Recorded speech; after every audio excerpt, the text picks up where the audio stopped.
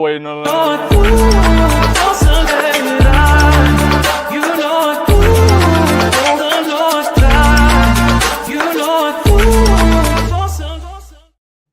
Okay, I accidentally screwed up again, JJ. So if you want to retweet the link I'm streaming on Tyvan Klinger.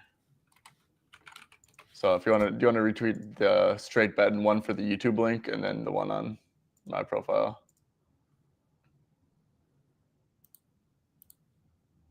Shit, I'm actually pissed off about that. Because I literally did the same shit on what's it called?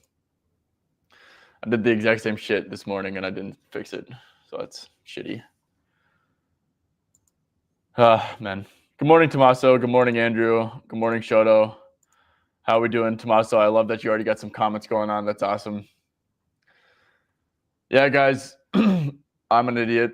I did this twice today. I accidentally scheduled both streams for the wrong account. And I don't want to end the stream and start it again because I think I'd have to redo everything. So I guess today's on Tyvan Klinger instead of straight betting. That's usually not going to be the case. It's just a complete fuck up by me. So I apologize. Anyways, JJ, how we doing? Moving on from yesterday, I'll say that. Yeah. That's all you can do. Guys, I actually screwed up the intro. Hello, everybody. Welcome to Straight Ass, where we freaking suck at betting and give you guys terrible picks. Yeah, so Straight Ass was pretty bad yesterday. Hopefully we can get back to straight betting today. But obviously it's quick started off with a recap. If you guys went to the earlier one, I recapped all of mine and Liam's plays. Obviously Liam recapped his, I recapped mine. But yeah, Liam was 1-2. The play I tailed also lost. And then my three original plays were 2-1. I added 2 plays and they both lost. So I actually went 2-4 yesterday. But I guess I went 2-2 on this stream with the tail and then that.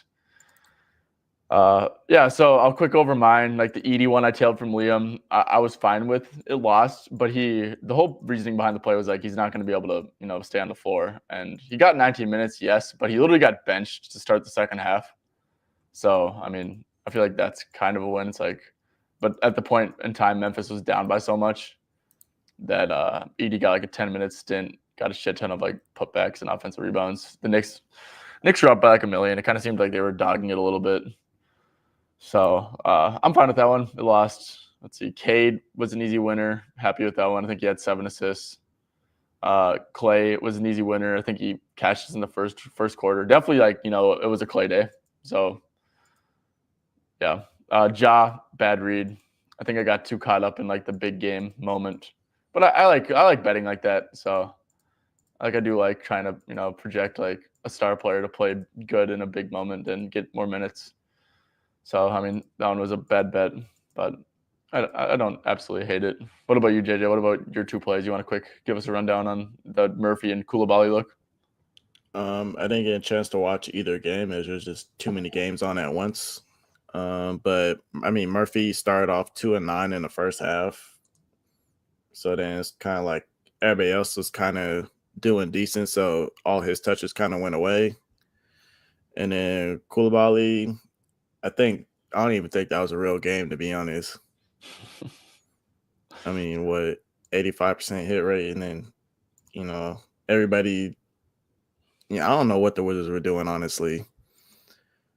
I think, but Sarr got benched in the second half.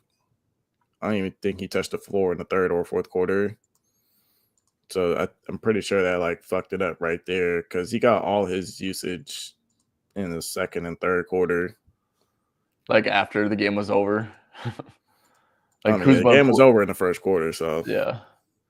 I saw it and I saw that it was tracking pretty good and like Washington was down 1 million. I'm guessing like Mavericks were up by so much they kind of just took the foot off the gas and like Bilal, maybe Kuzma and Poole kind of checked out and then Bilal kind of just started getting his like after when they were down like 30 in the third quarter. Yeah. So, yeah, weird stuff, dude. I mean, I don't know. I feel like that Bilal one could have got home if like the game was like just like a little bit competitive. Same with Edie. I guess that's kind of a risk you take in fading a young player, but I mean that Bilal look on paper, man, was like I really thought that was like such a good Yeah. bet when you like. Yeah, I mean Bilal's just like it's weird how like game script can just like can decide how plays go, you know? Yeah. Like it just really lets like if it's a blowout and like guys start to check out and like you're fading like a role player, like that role player might just start to get more usage, stuff like that. So Yeah. yeah, I mean, it's just something I just try not to predict. If I like to play because everybody thought the Hawks game was going to be a blowout and it never was. And that's what everyone's sitting out. Hey, I didn't think it was going to be a blowout. I know my Wolves, dude. They can't blow out anything except for, I guess, they blew out the Nuggets somehow. So, I mean, but fucking the Atlanta Hawks G League team comes to town and it's like a sweat and a half. Yeah. So, okay. Anyways, yeah, not a great day. I mean, I seriously don't really regret much. I just think we kind of got unlucky. I mean, Liam got super unlucky with this Goga play. This line closed at 14.5. He like correctly called Goga coming off the bench, and he went over. So that was a play I was thinking about playing too. Yeah. I mean, so a couple swings. Like I said, I think that Edie one was a fine look too. Like the Bilal one was doing good until all hell broke loose. And yeah, I mean, I don't know. It's variance. It happens. I like to make whenever we have a bad game, guys, or bad day. Like I'm gonna come back and like make jokes about it, right? Like I'm gonna come back and call us. Like I think I've referred to straight betting as straight ass like 3 or 4 times today already. I've made some tweets about it. I mean that's just like bad days happen. It's just about staying level headed and pushing through and not forcing stuff. Just not getting too down on yourself either. I think that's really important. If like me and JJ are going to be doing this basically every day, and if like we have a bad day and we're crying and bitching about it, and like it's not going to be something long term for us. So I think I like where we're at, with our headspace and stuff. So yeah, awesome guys. I mean, we got 196 people in here. That's awesome. I would like if you guys are on YouTube. Obviously, like and subscribe helps us out a ton. But of course, also just like drop comments to get those going. We'll get to all your guys' comments. There's 4 games today. Liam didn't have an official play in the first one, which is completely fine because we don't force bullshit here. We do create content, but at the end of the day, the whole point of this is to give you guys winning picks. So I only have 2 plays. I do really like both of them, but I will say it's really tough right now because literally every single game. There's 4 games. Every game consists of teams that are on back-to-backs, and there's a lot of people who missed the front end of it, and there's just like a ton of like question marks throughout the games. But there's only 5 of 8 teams that actually have an official injury report out for today. Yeah, and that's just because like they played last game, and it's like they don't have to report the injury report super early. Yeah. So yeah, there's a ton of variance here. I one of the plays definitely plays into like a good outcome of like something I think that could happen. And yeah, let's get started on that play. Before we get started on the plays, let's see. I'm gonna quick share my screen.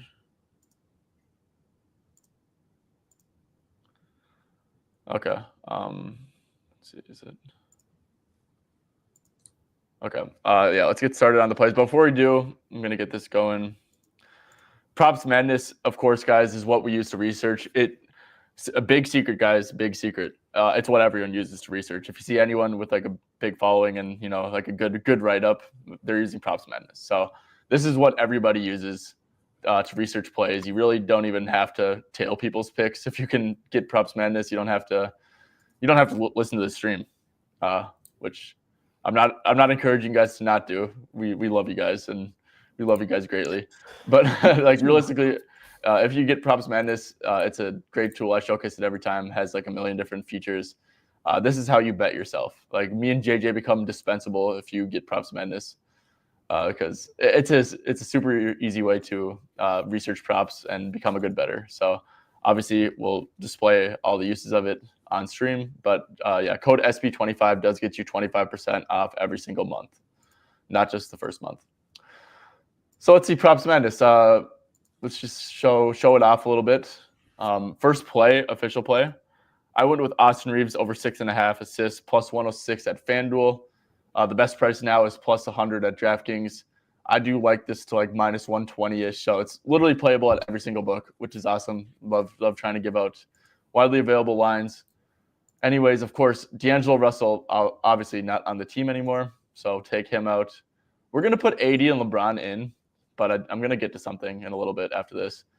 So yeah, with AD and LeBron in, without D'Angelo Russell, he's averaging 7.4 assists. He's over in 7 out of 12 games. He has 6 or more assists in 10 out of 12 games, so he's pretty much always right close to it.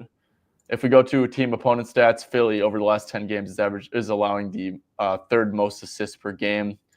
There is no Embiid and Drummond, which I think is important because Yabusele does not play drop. He's always up in the pick and roll, which is just good for someone who has as many pick and roll reps as Reeves when they're playing up on it and not just like letting you shoot the ball every time.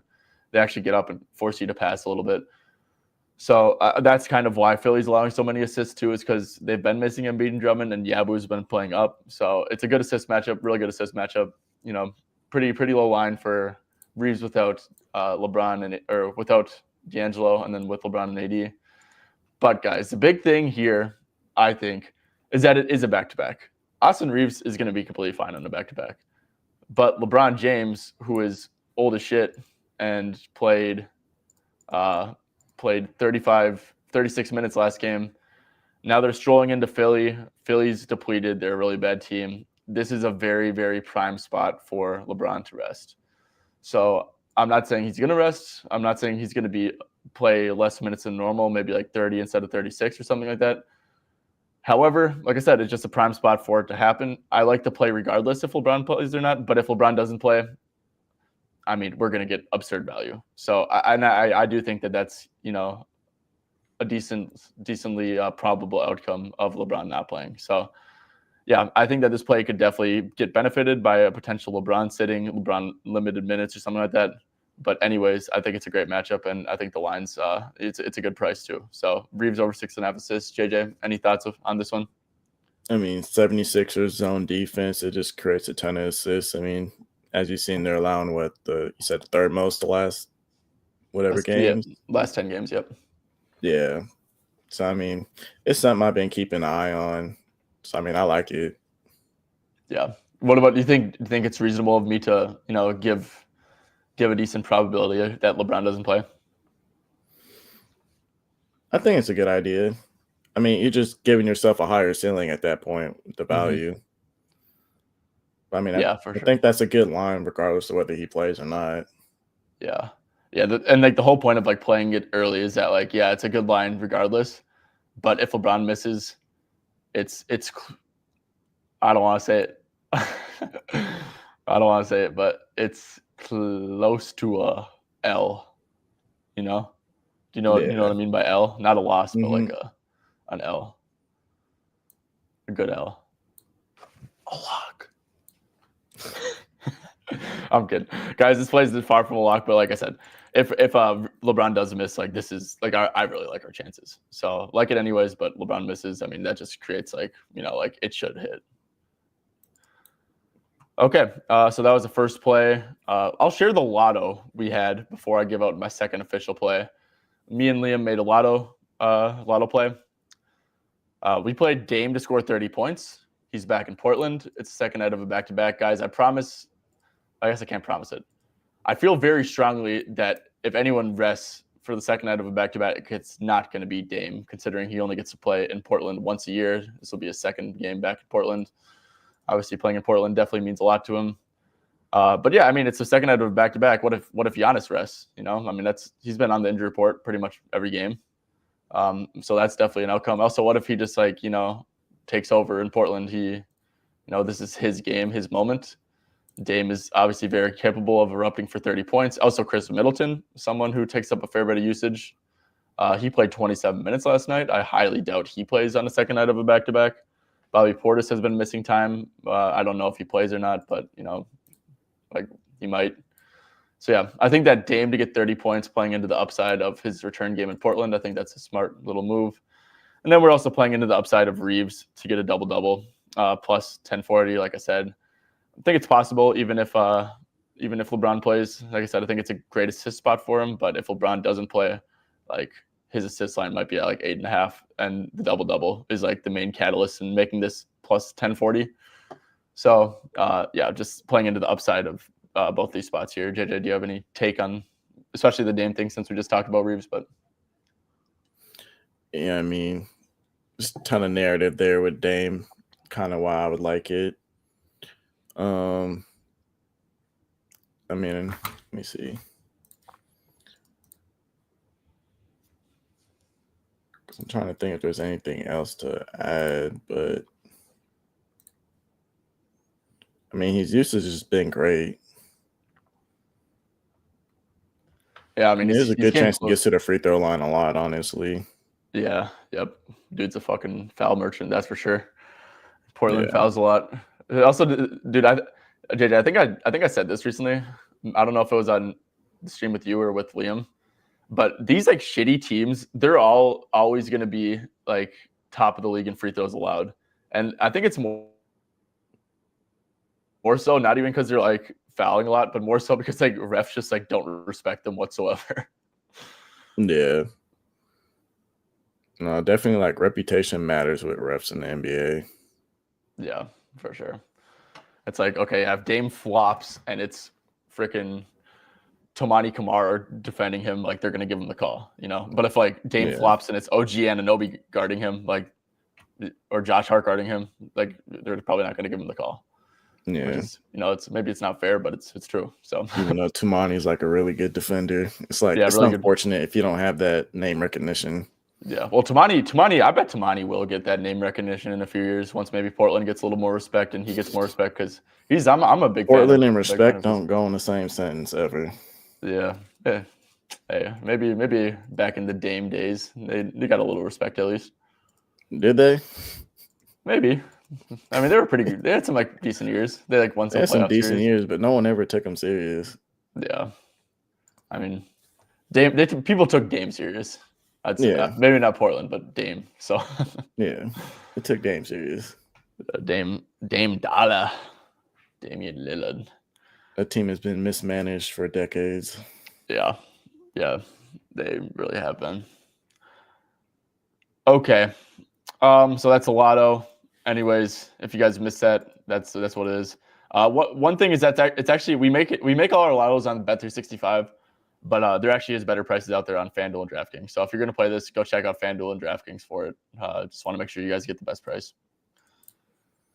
Okay, got final play. Only two officials here. Like I said, guys, this slate is super fucking hard to look over because I mean there's just so much volatility and like we don't know who's gonna play and stuff. But do have a second prop.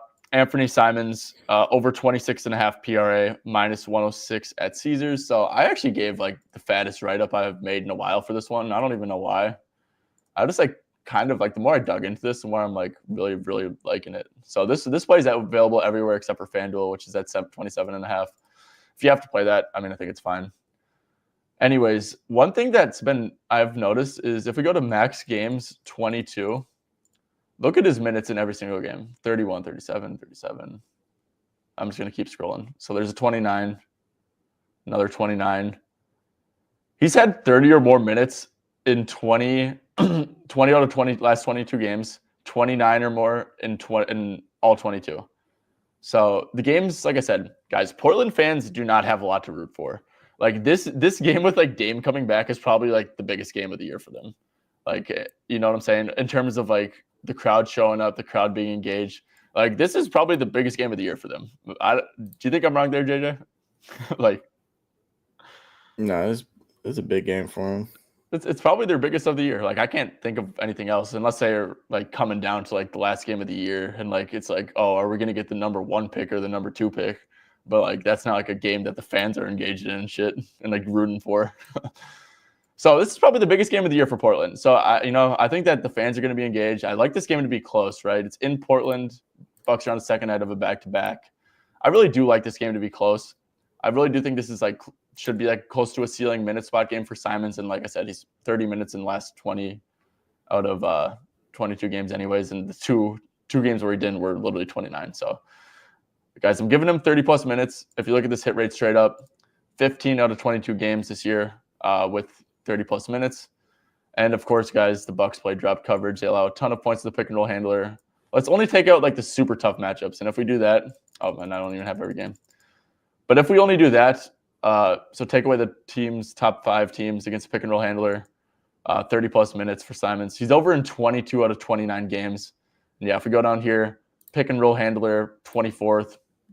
Bucks also do leak some catch and shoots, and Simons is actually like a really good catch and shoot player too.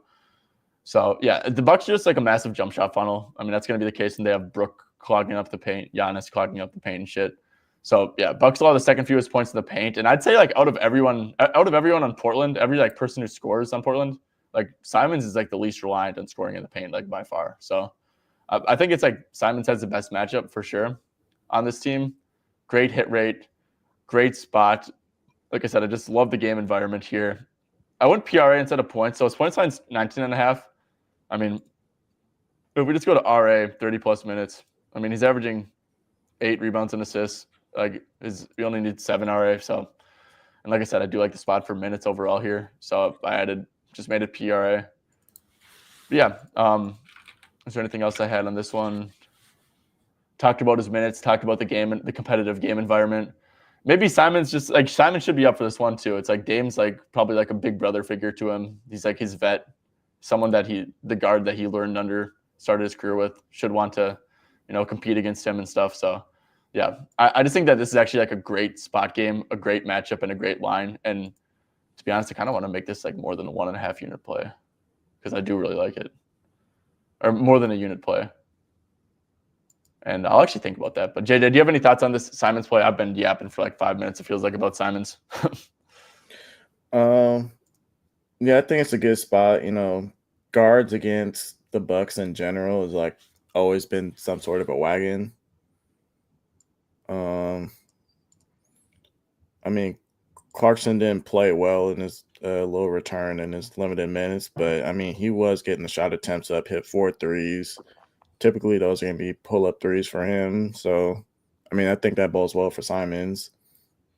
I know Keontae had a lot of good looks from 3 on pull-up threes with the drop coverage. So, I mean, I think this fits perfectly for Simons here. Yeah. Do you think I'm bullshitting with the talking about the game state, the game environment, or do you think that's important, and do you think that's actually going to come to fruition here? I mean, as I keep saying, if you like to play, go ahead and play it. I think just don't even try to predict a blowout. Yeah. I don't even think it's going to be a blowout at all. Like in my mind, there's no chance this game's a blowout. Like Portland's not getting blown out at the crib when everyone's showing up. Bucks second night of a back-to-back. That's how I'm feeling, at least. Like I really truly think that this game is going to be competitive. I mean, to be honest, Portland just competed with OKC at home. Like I think they can compete with the Bucks team, tired Bucks team, old Bucks team on a back-to-back. So yeah, I really might up this to 1.5 unit play. I haven't done that in a while, but the more I yap, the more I'm feeling myself. I don't know. I'll let you guys know by the end of the stream. Okay, JJ, have you stumbled upon anything you like so far in your short time looking? Or do you have any like leans that you've kind of came across? Not really. It's just one of those slates where it's most likely going to be like late ads, depending on who's going to be ruled in and ruled out. Yeah. Yeah, no, this slate is just super hard to cap. Okay, let's quick get into some of the comments. Okay, we already said what's up, Tommaso, what's up, Andrew, what's up, Shoto. Jalen Green, 2.5 threes. So one thing I do want to say is Atlanta's kind of switched up their scheme a little bit. They are just like allowing like everything in the paint. But if we go to pull-ups, Atlanta, this is, what am I using? Last 15 games, pull-up threes.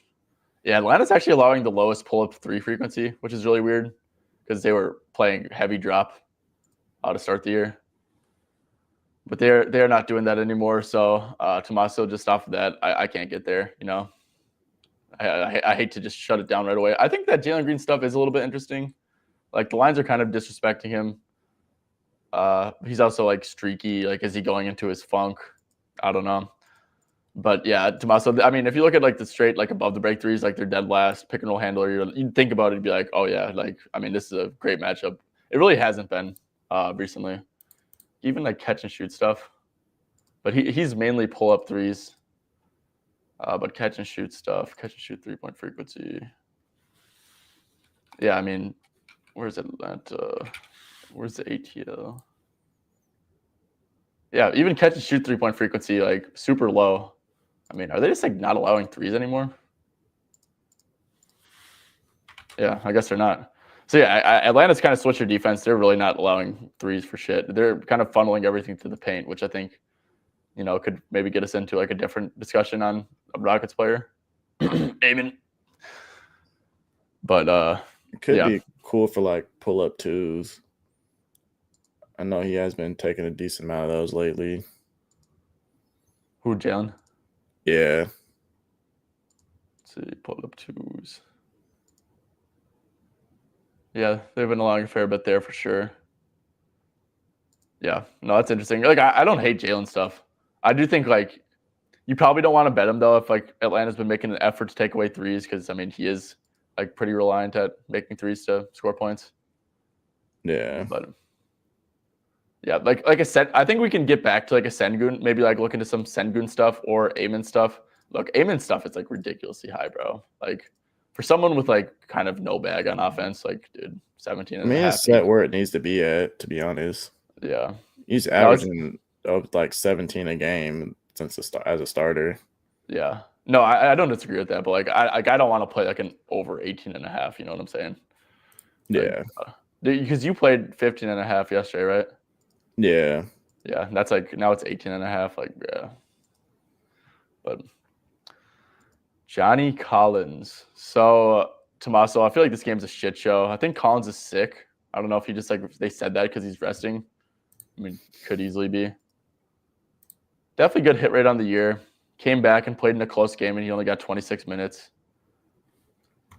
I don't know. Golden State. Who's? JJ, do you have any thoughts on this Collins stuff? Not really. I gotta wait to see what they really want to do.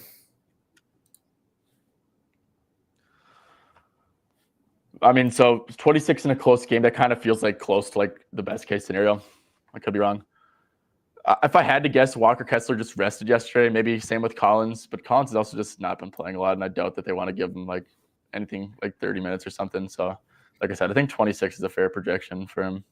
Yeah, I mean, my guess would be like him and Kessler both play. Me too. But so Tommaso, he only averages 9.51 rebounds and assists per 26 minutes. Kessler should play, who can hog some rebounds and stuff. Like the hit rate stuff looks good, but I mean, dude, I think all this stuff is like 30 plus minutes. Yeah, a lot of these, like I really don't see 30 minutes for Collins if I'm gonna be honest. So like, if we do like I don't know 24 to 29 or something, I feel like that's fair. I guess the hit rate's still good, but I mean, yeah, matchup Warriors rebounding. I don't even know who's been starting at the 4, like Gary Payton or some shit, like Wiggins. I don't know. Let's see. Golden State will be aggressive on the pick and roll handlers, the Sextons, I don't know about the Keontaes, but the Sextons probably because he's pretty efficient. Golden State's been a fine rebounding team. Bless you. Sorry. Thanks, bro.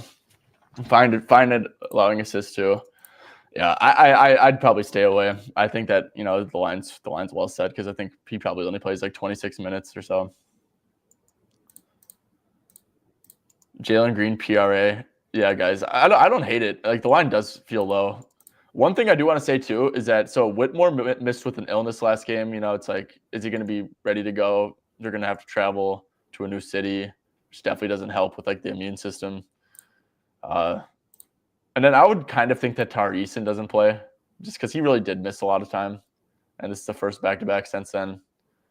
So I think that they could be down, Smith, Eason, and potentially Whitmore. I guess we just don't know, but that would be my guess. Yeah, Jalen Green, I don't hate it. I think that he's been doing his thing. But I do like I said, I think it's a better matchup for like the paint dominant people like the Thompsons and the Senguns. So that's like the one thing that would maybe keep me off it. JJ, do you have any thoughts on Jay Green? I mean, not really. I need to see what Atlanta has been more focused on lately. Yeah, one thing that I've been looking at is like, but if we go by zone, Yeah, restricted area, but then like the paint non-restricted area, they're kind of weird. Like I don't know, it's weird. Like non-restricted area and then restricted areas, like complete opposites. Yeah, I mean, here's like less than 10 feet though. It's like their fourth most field goals made last 15. So that kind of covers like the restricted area paint. So just like there's not like there's way more shots in the restricted area than the restricted area paint. So or the non-restricted area paint. So yeah, Jalen Green, like I agree. I think it does kind of seem low, but I think that like I said, I personally like Sengun and Thompson. I think they're in better matchups. Yeah, Thompson like double, dude. Last 10, they're like 14th in frequency inside 10 feet. So I don't know. Maybe there's like starting to be a shift there. Yeah. Maybe. I have no clue. What are they in like pull up and catch and shoot? Pull up frequency. Let's see. 13th and pull up last 10. And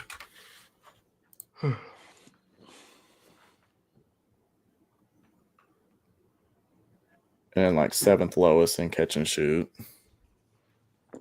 Yeah. Okay, Amen double. I mean, so honestly, at this point, Amen should be like a lock for 10 points, right?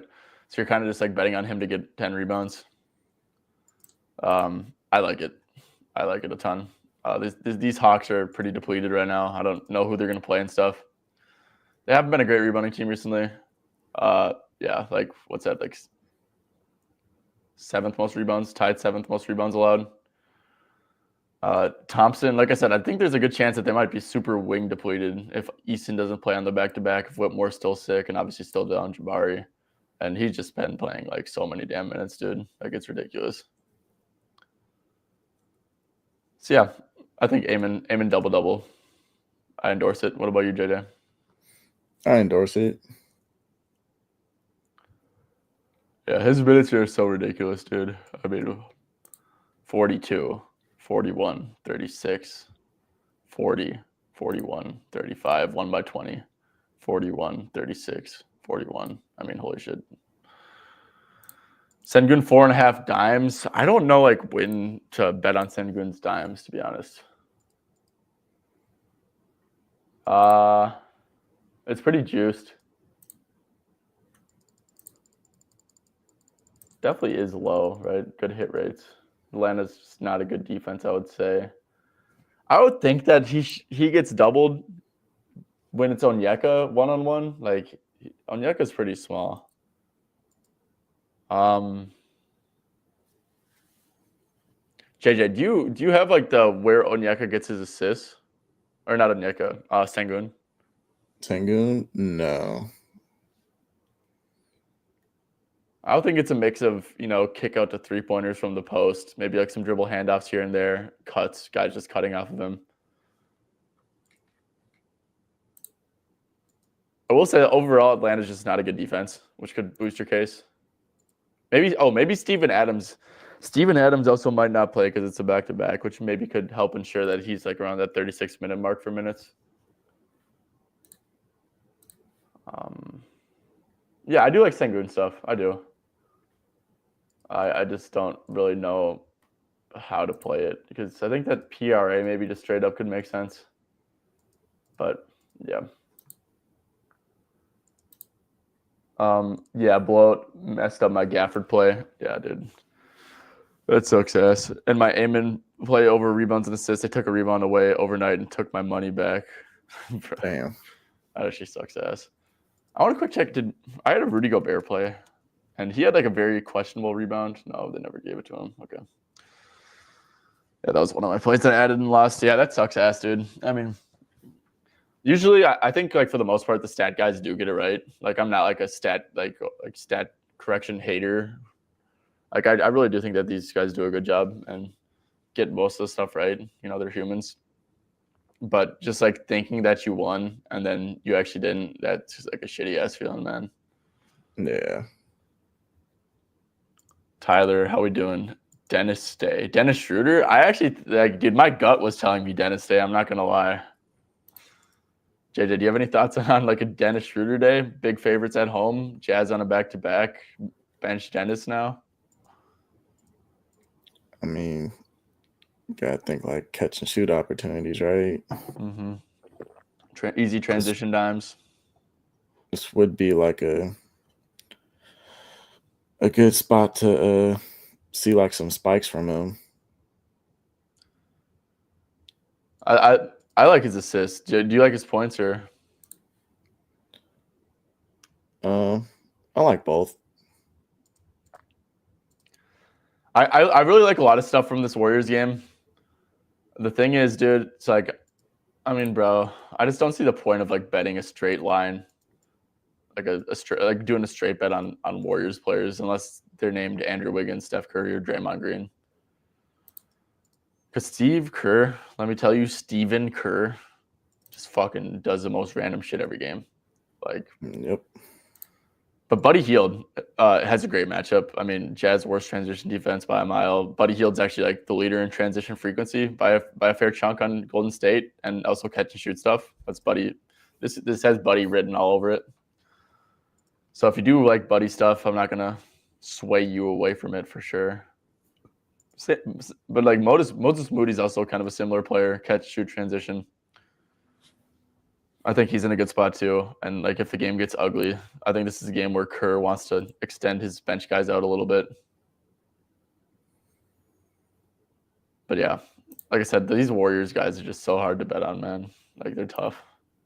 But Dennis, I could definitely see Dennis assists, you know. Just when did he move to the bench?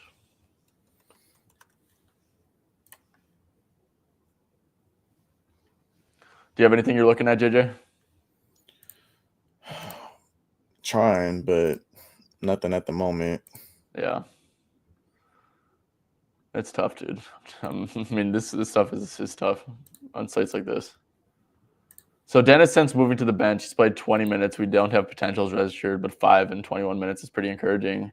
7 and 20 minutes, 10 potentials. Bulls are a really easy assist matchup, but so are the Jazz. That's encouraging. And then Lakers, I think they're kind of a switch heavy team.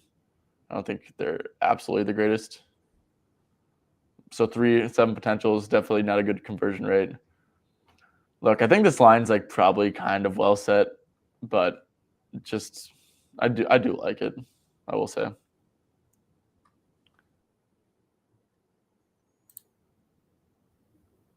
Okay. Yes, sir, T. Yes, sir, Jando. Yes, sir. Yes, sir.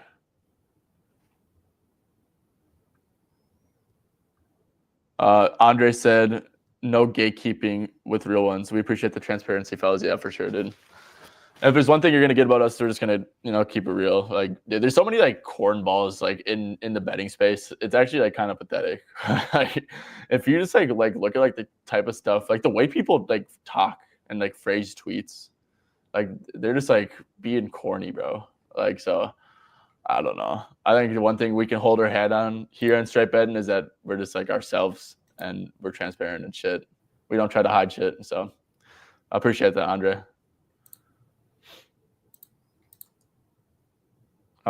Andrew Jeffries, need Bucks props to get on DK. Yeah, for sure. Steph Curry assists against the Jazz. One thing I will say, dude, is that yes, great matchup. The line's at 7.5 now. I like 6.5. Me too. Especially, I think this could be a game where Steve Kerr tries to limit Curry minutes. You know, like Steve Kerr will always look for an excuse to not play Steph big minutes, And they and typically always try to double him here in this matchup. Which could be good for assists. Yeah. But like PRA under, I don't know, just like you're kind of just like hoping that it's a blowout almost, or maybe like Steph's been ass, bro. Damn. He doesn't score as much without Draymond. Yeah, and that makes sense too, right? Draymond, say what you want about Draymond, but he's actually like a very connective player and knows how to get Steph his open looks. Yeah, so Sean, I think it's too high personally in a game that I think that ideally they want Steph to play like 28 minutes or some shit in. So, do you think he's more aggressive? Yeah, I mean, look, the Jazz for some reason they really like to take out number one options. Like they're aggressive against pick and roll stuff. They are really bad at off ball screens, which is that's Steph Curry, right? Yeah. Like they're actually the worst at off ball screens. Yeah, I like your thought process with the first quarter points, especially at 5.5, dude. Like, damn, bro, Steph, you can't get 6. No, I think that makes sense, JJ. I know you never bet first quarter stuff really, but or actually, do you? I think you do every once in a while, right? Yeah. It just depends on who's in and who's out. What would you think about Steph 5.5 first quarter points? I wouldn't mind it.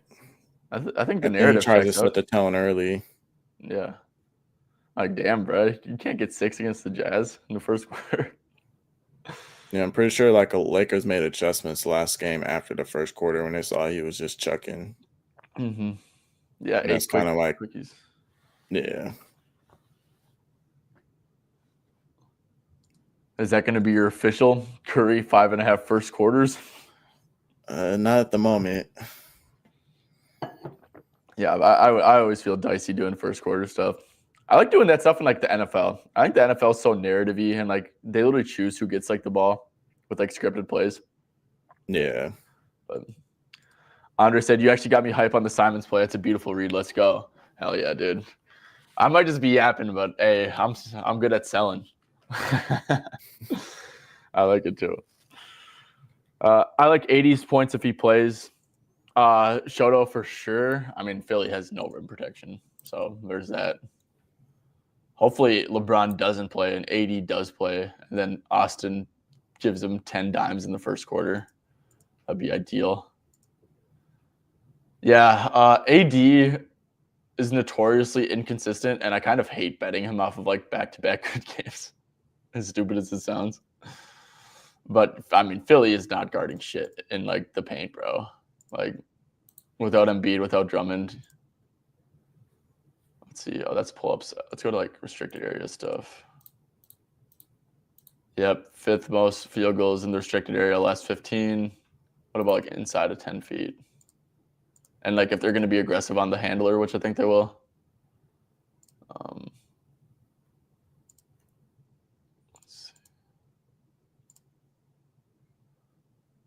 Philly. Yeah, they're getting cooked in the paint. Yeah, they don't have anyone to guard him, bro. Anyone. So I like it. JJ, thoughts on 80, 26.5? I mean, yeah, just the size advantage alone, I think he should be able to cook there. Because there's no Drummond, no Embiid, so it makes a lot of sense. Yeah. There's only so much Yabu can do. Yeah. I will say I don't know if I really like 80 on a back-to-back coming off of 37 minutes. But yeah, I mean you can't argue with the size and stuff. And I hope AD scores a lot of points because that probably means that Reeves is gonna get a lot of assists. So Scoot, rebounds, and assists. Scoot's not gonna touch the floor tonight. They're giving Simons all 48, unfortunately. Let's see. So it's super juiced.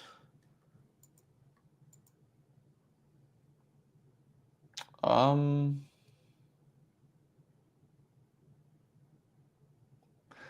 Scoot's all over the place.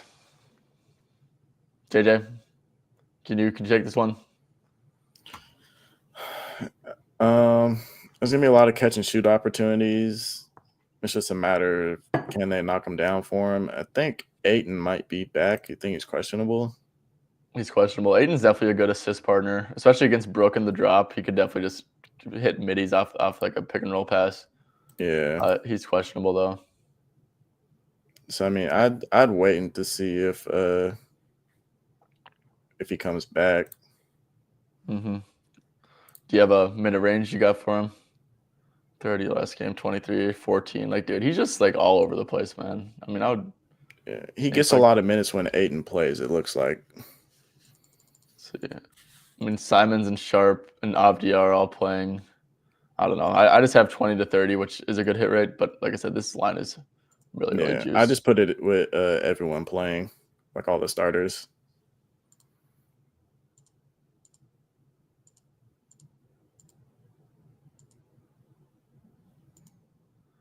Oh, so he's been cooking 34, 29, 30, 26, 21. So yeah, actually pretty good stuff.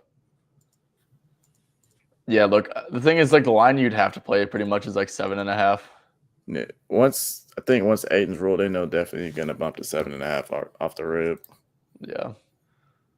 Yeah, but I think it could be fine if Ayton plays. He's just a good assist partner, and that's like a good assist matchup in my opinion. Yeah.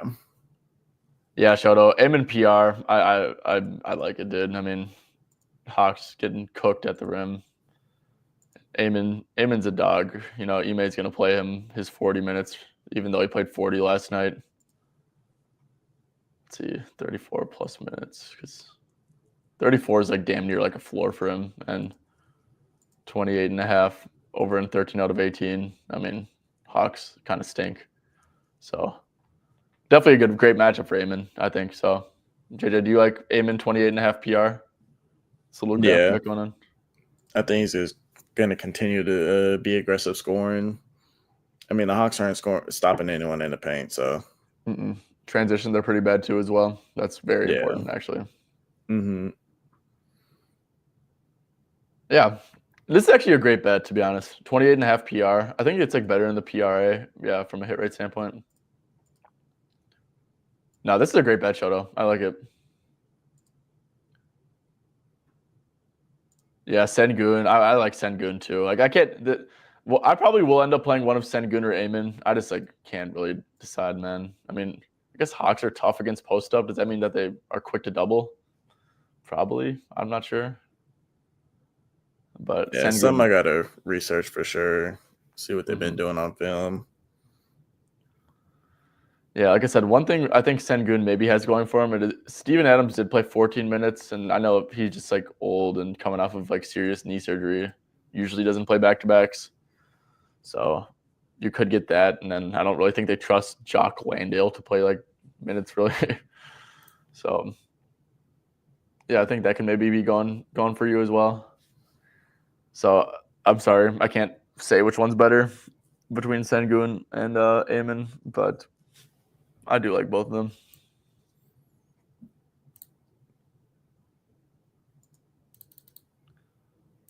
Yeah, prob not for sure. Yeah, and you got the same thing going. If like you have LeBron sits, you're getting a great value. Same thing with like my Reeves assist play. Yeah, dude. I mean, realistically, bro, all things aside, he should absolutely have his way with Yabu. What is Yabu, like 6'8"? Yeah, I think he's like 6'8".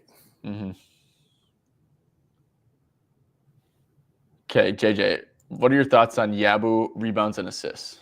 I'll quick pull it up. 30 minutes without Embiid and Paul George look good. No Drummond, so he should have the minutes.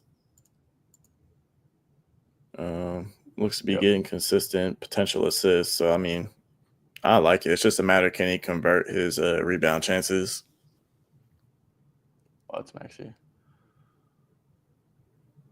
And the Lakers might be a little bit tired on a back-to-back. To be honest, I think that this game is like, I mean, short spread. Like I said, in Philly, I really don't see the Lakers on a back-to-back coming in to Philly and blowing them out. Like I do think that we get a close game here.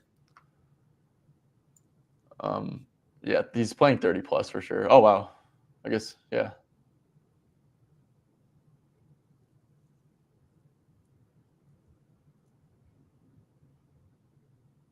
Oh, I actually like this a lot, dude. Plus money at DraftKings. Yep. Even his assist might be a fair look. Especially if AD blitzes Maxey, because Maxey just gets blitzed most of the time. And the Lakers, I think that they are kind of a blitz-happy team. Where it's like pick and roll handler. Yeah, they blitz a fair bit. So that could be like short roll stuff. Kick it out to shooters. I mean, yeah, I like it. I like it too. Green, what Green are we talking about? Jalen. So Boston's like weirdly been trapping a lot. Yeah. Oh yeah, he's doing good. It's without Jabari.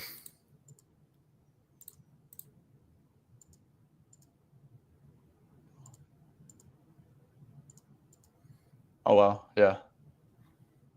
Maybe Jabari was just throwing up too many bricks off his passes or some shit. I mean, it's super juiced, but I mean, this does like Atlanta. They're You can bad take defense. 3.5 at plus 130 on ESPN. Yeah. Oh yeah. It's only a 1 game difference as far as the hit rate, so I like the value there. Me too. What's like rebounds and assists? Oh, 7.5. He don't be rebounding. I mean, there's too many good rebounders on that team. That's the problem. Yeah. Especially, like Amen. He's going to play a lot with the Terror Twins in the second unit, so there's like no need for him to rebound. Mm-hmm. Yeah, Jalen assists makes sense for sure. Good trend. 10 potential assists for Mr. Jalen Green. That's crazy, bro. Like I said, if Tari misses on a back-to-back, which I think is very viable, he only played 30 minutes, weirdly.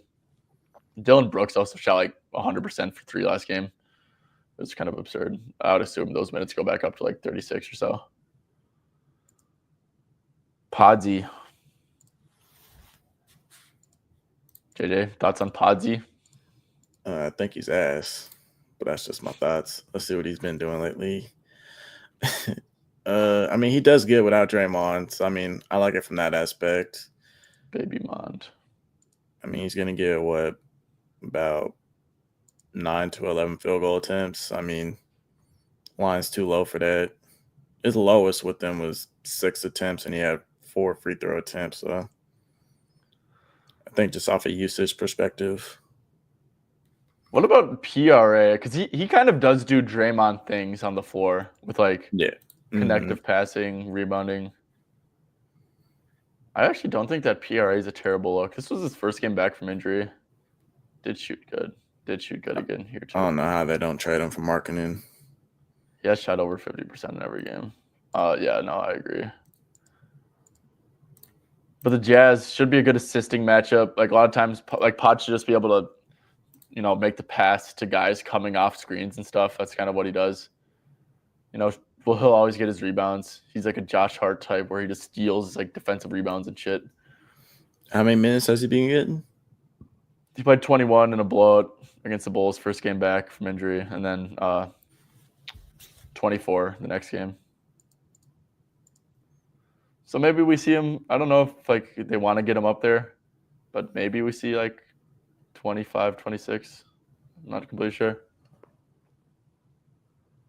But Pods also could probably benefit from some of the transition stuff just as like a role player and like the catch and shoot stuff, Even though I do think it's like more so going to be like the people who actually get off-ball screens ran for them. Yeah. So maybe Pods assists.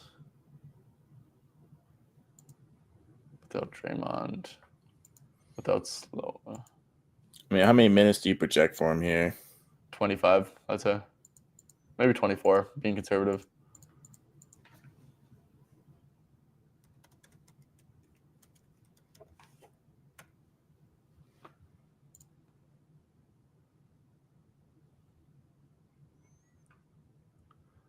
Okay, so per 24, 15.99 PRA. Slow-mo's out of the rotation, so I'm going to take him off. Because he's like Draymond Jr. They have like a ton of Draymonds on this team. Pod, slow-mo, Draymond. Let me take Kuminga off too. Kuminga does soak up usage. Oh, but Schroeder's also in the second unit. That's probably not great for assists. Yeah. Okay. I'm kind of out on pod stuff. I just think that like the Buddy Hields and the Moody's have better matchups personally.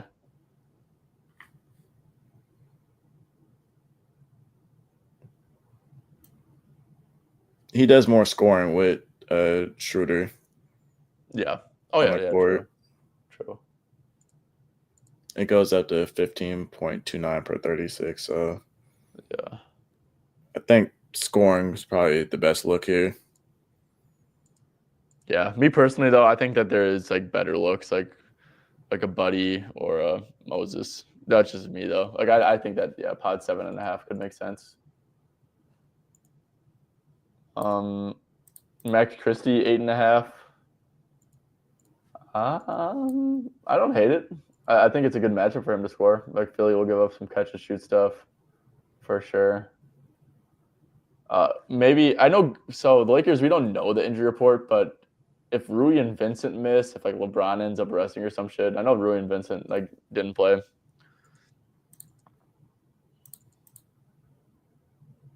Line does seem low. I will say he sometimes will get benched now, randomly. But for the most part, he's been like 28 plus. He should be a guy who will play on a back-to-back. I mean, yeah. JJ, do you have any thoughts on Christie, 8.5? I mean, I just have 27 plus minutes here. 15 out of 23. He's over in.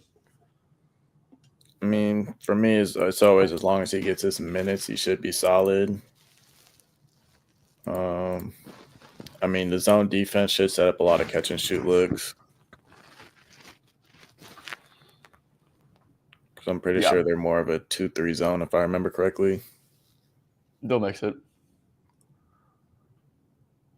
Okay, guys, off topic from betting, but I want you guys to comment down below.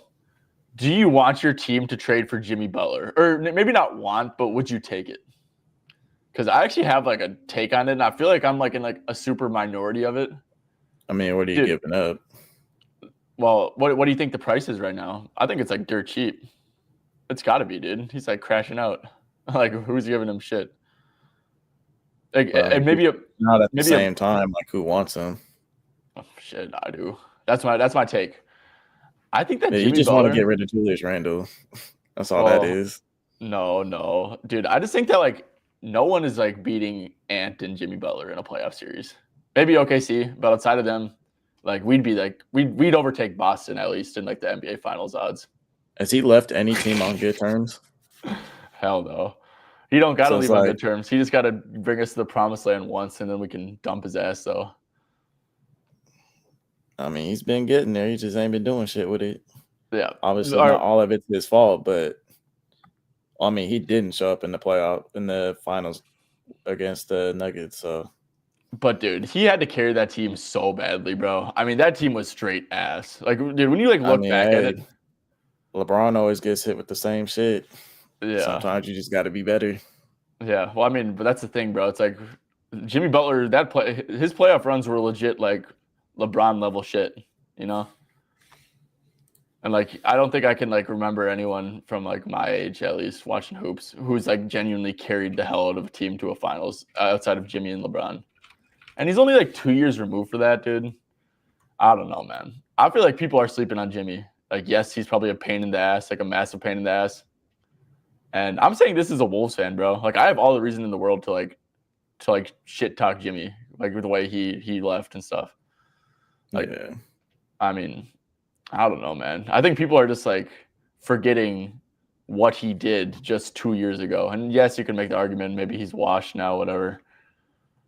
Like, man.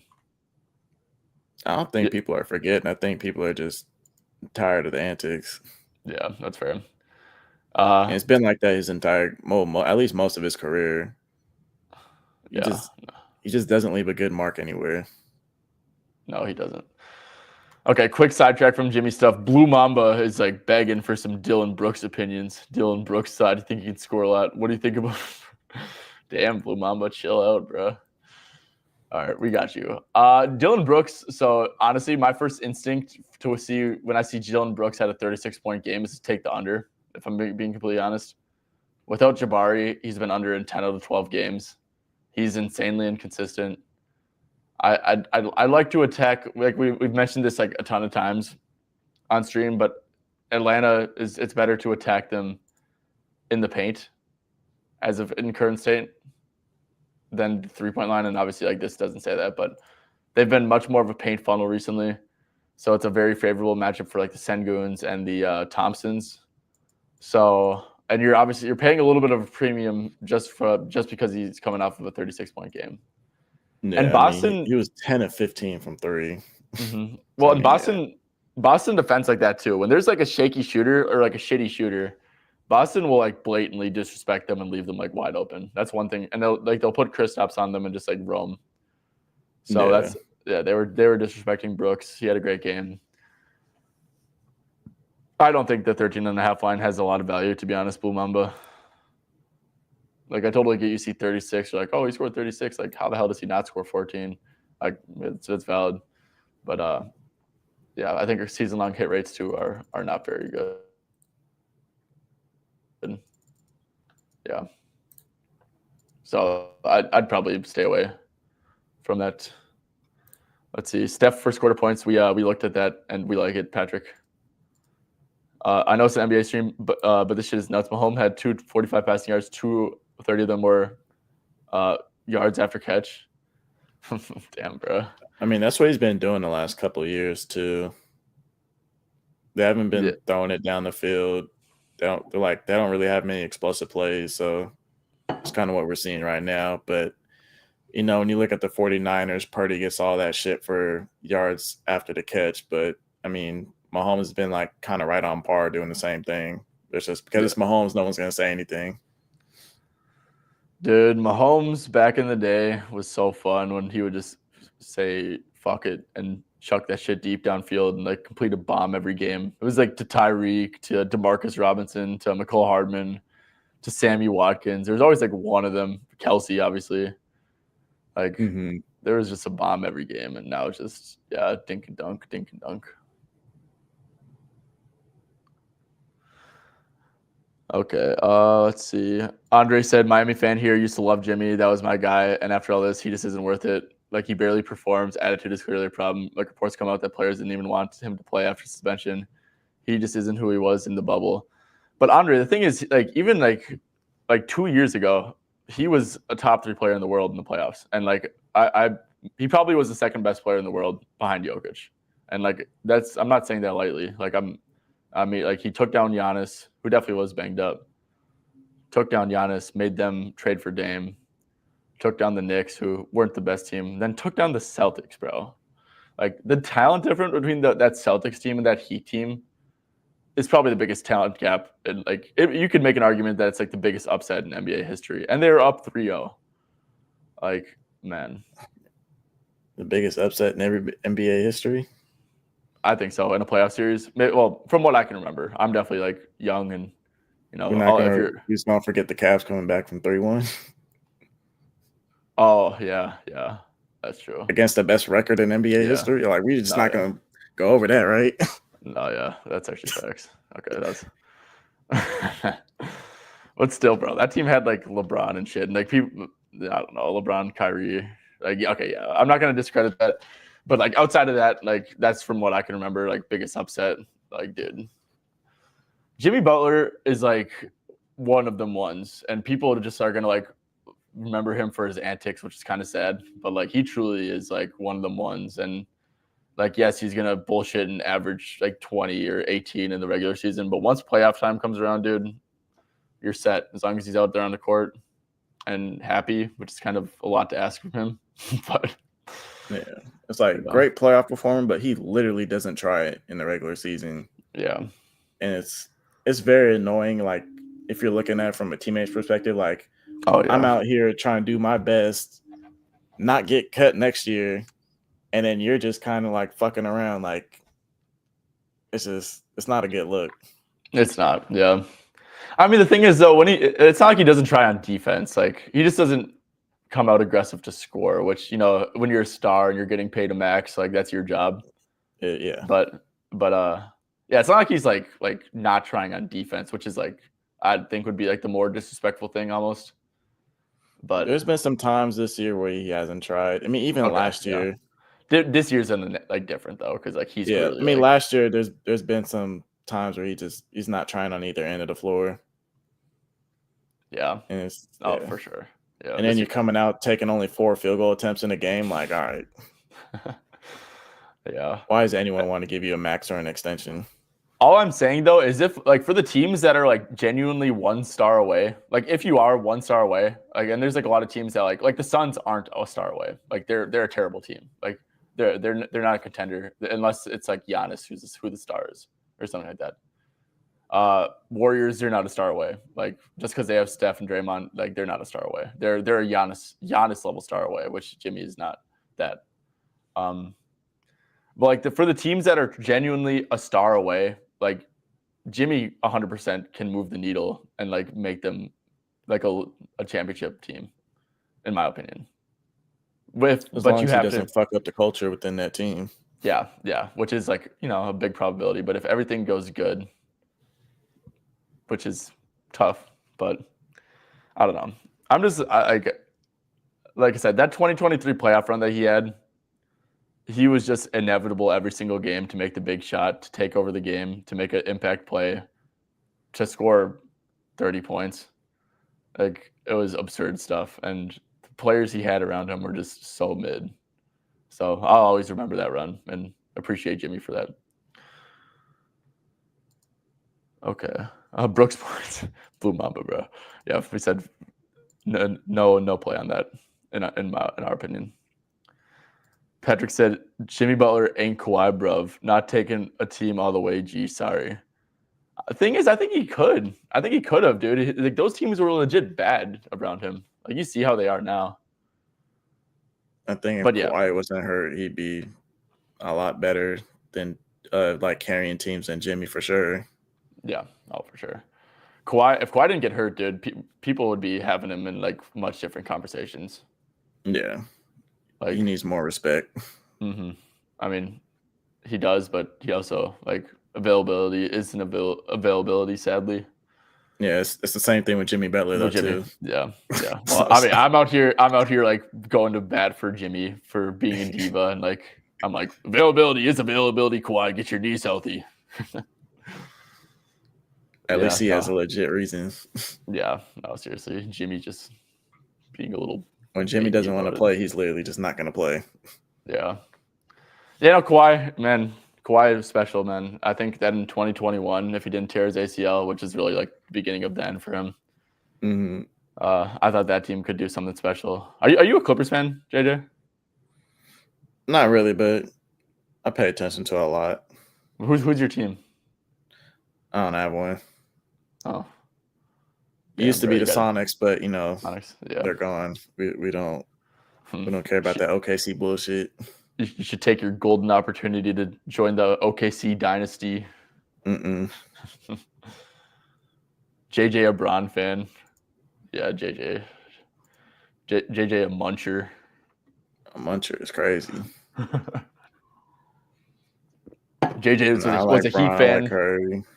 JJ was a Heat fan back in 2011. Then he became a Cavs fan back in 2016, and then Lakers fan for like the past 5 years.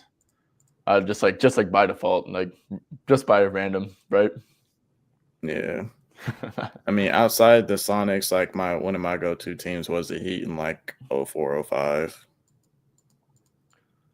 Shit, I was like 2 back when that was happening. What, you're a D-Wade guy? The Flash? Yeah, D-Wade. Yeah. Love the 2-hour streams, bro. Really getting into the slate rather than the split 1 hour. Love the 2-hour streams, bro. Oh, in my opinion. This is only a 1 hour stream too. 2 hours. JJ Brown fan, valid though. Bron the GOAT. Bron probably is the GOAT, if we're being honest, dude. I mean, no matter how many rings he ends with, he's probably going to end with 4, if we're being honest. But the amount of scrutiny he gets, like, yeah. imagine if they had social media back in the 80s and 90s. I don't even think it's about the scrutiny, though, dude. It's just like the longevity is legitimately, outside of Tom Brady, it's the best in any sport, probably. Yeah. And, he's still going at it. Who says he can't have better longevity than Tom Brady? And this is probably a sport that's harder to have longevity in than playing quarterback, right? What do you think? With how the NFL set up to protect quarterbacks? I mean, you seen the way Brett Favre was and the way he was going out. I don't know. Yeah. I don't know either. It's tough to determine that, but I mean, yeah, Bron, you could he has definitely a good GOAT argument. Just, I mean, he's gonna have every single record. If they weren't farming those John Stockton shits, I bet he would be looking pretty good with assists too, especially the way he's been turning it up. But he also wasn't really a passer for Yeah. a lot of his career. So it's like so many people bring up, oh, well, the defense was tougher then. Well, it really was. Defense is more complex now because you have 3-and-D guys that can actually ISO to you now. Mm-hmm. You had 3-and-D guys that couldn't shoot at all in the 90s. People just get more talented now too. I mean, the talent levels are through the roof now. I mean, it's like bro, like what was like? more? Did you see talented? that Grayson Allen layup like a couple weeks ago? Yeah, and we talking about Grayson Allen. Yeah, that shit is normal now. We talking about like a 30-year-old white dude with gray hair, like doing crazy ass shit. So yeah, just like way more talent. Of course, there's going to be more offense. Okay, that's about every question. I guess quick recap the plays we went over. I like just like talking about random shit. It's fun. Grayson Allen layup was the exact same as that Jordan layup. Yeah. Okay. Reeves over 6.5 assists. Guys think it's a great line. Think it's a solid line, as is. And if LeBron gets ruled out, guys, you know what I'm saying. L word. Dame 30+ points. Reeves double. Lotto from the early stream with Liam. Dame, he coming back to Portland. He dropping 30. Reeves, Bron getting ruled out. Reeves high usage, gonna get blitzed. He getting the double. Simons over 26.5 PR. Obviously, guys, LeBron's actually not ruled out, so don't be like going to nuke and shit. Simons over 26.5 PRA. This is like one of my favorite plays that I've had in a while. Should get dropped from Brook. Should be the most like live environment in Portland all year with Dame's return. So I think that we're gonna get a competitive game for both teams. Just really good hit rates. Like I think it was over in 22 out of 29 non-top 5 pick and roll ball handler defenses, 30+ minutes, and he's been 30+ minutes in last 20 out of 22. So yeah, I actually really like the Simons play. So yeah, hopefully LeBron gets ruled out. Then I'll really like this one, and then I really like this one, and then hopefully we can go 2-0. JJ, have you kind of came up with an official, or are you just gonna do late ads today? Probably. It's probably gonna be late ads. Valid. I mean, we should have a better slate tomorrow, right? Mm-hmm. More games to work with. It's just the back-to-backs make everything so annoying. Oh yeah, for sure. I mean, so you could easily. The worst thing you want to do, last thing you want to do is screw yourself over on a bet. And if you're not careful on slates like these with all these back-to-backs, you could easily screw yourself. So it's better to be safe rather than sorry when it comes to this. So don't feel like you need to have 10 plays out right now. Just let it wait for clarity. And then I'm sure if you guys follow JJ, he's insanely due for a winning day. I need it. You're due, bro. That's how it works, right? Exactly. Good bettors go through a little funk, but the more they lose, the more they're due. So, okay. Yeah. So make sure to follow JJ at J Sleeper Stats. He'll have his plays out, I'm sure, before tip off. Yeah. Obviously, guys, Props Madness is a great tool. Oh wow, that's Aiden. I was about to be pissed. It's like, no way I'm getting reverse line movement on this shit. Yeah. Simons. Props Madness, code SB25, 25% off, guys. Best tool in the books. Every single sharp bettor uses it, and I'm not even kidding when I say that. And if they don't use it, they're probably not sharp.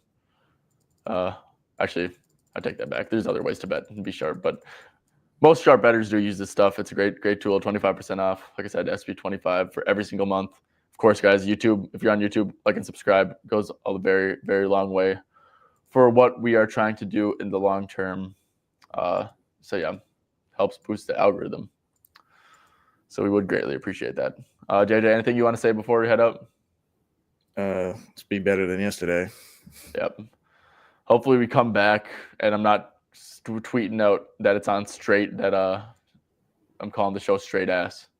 So if I'm calling the show straight ass, probably didn't go too good. But hopefully we're calling it straight betting tomorrow. All right. We will see you guys tomorrow. You guys have a great rest of your day.